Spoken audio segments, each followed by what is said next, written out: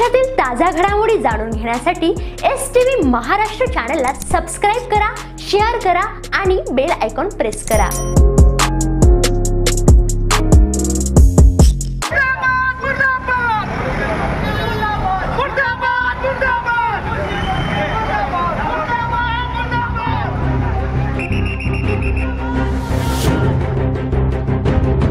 कृषी मंत्री माणिकराव कोकाटे यांच्या विरोधात शिरपुरात तीव्र आंदोलन करण्यात आलं। महिला आंदोलकांसह इतर आंदोलकांना पोलिसांनी ताब्यात घेतले। बाबळे येथून खासगी कार्यक्रमातून चोपड्याकडे न जाता माणिकराव कोकाटे यांनी शिरपूरकडे जाणे पसंत केले। या ठिकाणी त्यांनी भाजप आमदार अमरेश पटेल यांची भेट घेतली। शिरपूर येथून शिरपूर फाट्यावरून नंदुरबार जाण्याआधी प्रहार संघटनेस अन्य पक्षाच्या आंदोलकांनी कोकाटे यांच्या दौऱ्याला विरोध केला। पोलिसांची ही गोष्ट लक्षात आल्यानंतर पोलिसांनी आंदोलन कार्यकर्त्यांना ताब्यात घेतले।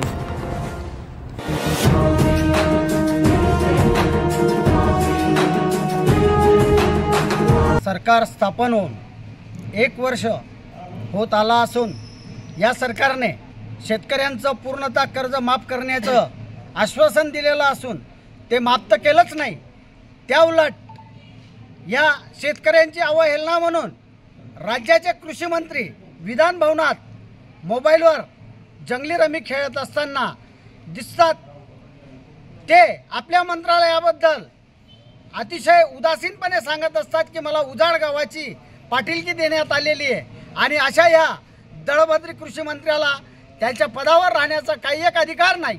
आणि ते आज शिरपूर येथे दौऱ्यावर असताना विविध संघटनेच्या विविध पक्षाच्या पदाधिकाऱ्यांनी त्यांचा धिक्कार म्हणून त्यांना काळे झेंडे दाखवले।